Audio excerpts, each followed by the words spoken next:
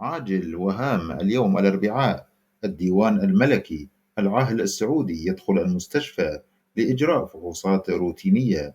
إليكم التفاصيل. اليوم الأربعاء 24 إبريل 2024 دخل خادم الحرمين الشريفين الملك سلمان بن عبد العزيز آل سعود اليوم الأربعاء مستشفى الملك فيصل التخصصي بجدة لإجراء فحوصات روتينية لبضع ساعات. ونقلت وكالة الأنباء السعودية عن بيان للديوان الملكي قوله: دخل الملك سلمان بن عبد العزيز آل سعود اليوم الأربعاء إلى مستشفى الملك فيصل التخصصي بجدة لإجراء فحوصات روتينية لبضعة ساعات. هذه جميع التفاصيل المتعلقة بخبر دخول العاهل السعودي الملك سلمان بن عبد العزيز آل سعود إلى المستشفى. نتمنى له السلامة.